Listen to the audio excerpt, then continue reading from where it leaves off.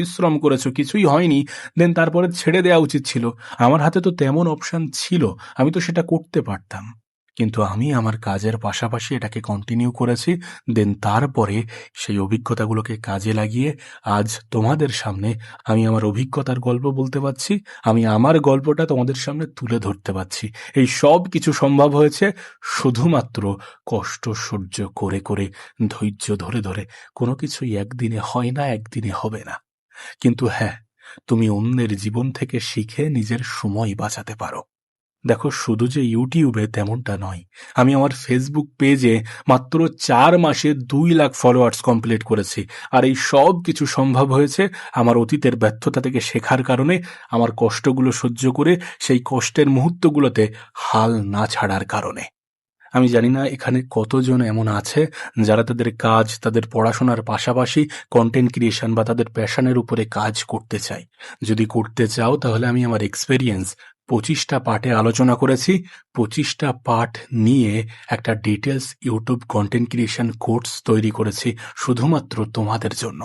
আমি আমার গত 6-7 বছরে যা কিছু শিখেছি সমস্ত অভিজ্ঞতা সেখানে শেয়ার করেছি।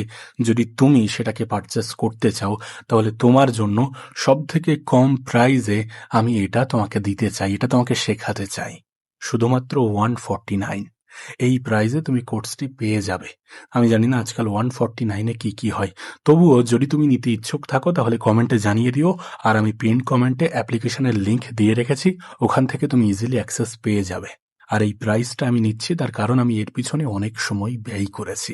আর তুমি নিশ্চয়ই এটা ভালো করেই জানো যে এই পৃথিবীর সব থেকে ভ্যালুয়েবল জিনিস হচ্ছে সময়, টাইম। চলো টপিকে ফিরি। বিষয় হচ্ছে, তুমি সফল হতে চাও কিন্তু সময়কে কাজে লাগাতে চাও না। তুমি সফল হতে চাও কিন্তু নিজের উপরে কাজ করতে চাও না। তুমি সফল হতে চাও কিন্তু সফল হওয়ার জন্য মেহনত করতে চাও না। এটা কিভাবে গ্রহণযোগ্য হতে পারে?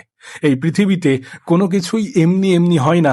যত দ্রুত এটা বুঝে যাবে, যত সহজে এটা বুঝে যাবে, ততই তোমার জন্য ভালো। একটা কথা মনে রেখো, তোমার সময়ের অনেক মূল্য আছে।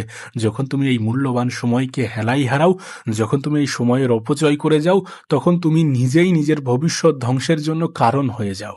তুমি যা পেতে চাও, যা হতে চাও, যে ফিল্ডেই সাকসেস পেতে চাও, তোমার কি মনে হয় না যে মেহনত করতে হবে, পরিশ্রম করতে হবে, নিজের তরফ থেকে 100% দিতে হবে? তোমার কি মনে হয় না? আমরা আমাদের উপরওয়ালার কাছে, আমাদের সৃষ্টিকর্তার কাছে সব কিছু চাই যে আমার এটা লাগবে, আমার সেটা লাগবে, আমার এটা দাও, আমার সেটা দাও। কিন্তু আমরা পরিশ্রম করতে চাই না, আমরা মেহনত করতে চাই না, আমরা লড়াই করতে চাই না।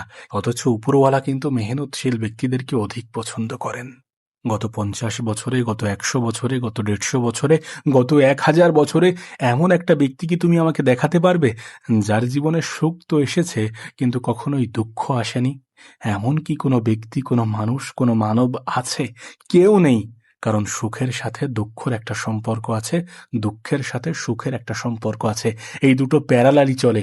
তুমি সুখ পেতে চাও, তুমি তোমার জীবনটাকে সুন্দর করতে চাও, তুমি সফল হতে চাও, অথচ তুমি কষ্ট চাও না, তুমি পরিশ্রম করতে চাও না। তোমার মনে হয় যে সবকিছু এমনি এমনি হয়ে যাবে। এই ভ্রান্ত ধারণা কেন পুষে রাখছো? কেন পুষে রাখো? কোনো কিছুই এমনি এমনি হয় না। এই পৃথিবীতে যা কিছু ঘটছে, যা কিছু ঘটে, সবকিছুর পিছনে একটা কারণ আছে, সবকিছুর পিছনে একটা রিজন আছে। তুমি তো জানো যে তোমার সফল কেন হতে হবে। তুমি তো জানো যে তোমার স্বপ্নগুলো পূরণ করার সব থেকে বড় মোটিভ কি। সেই মোটিভকে সামনে রাখো এবং নিজেকে প্রস্তুত করো সকল পরিস্থিতি, সকল কষ্ট সহ্য করার জন্য নিজেকে প্রস্তুত করো।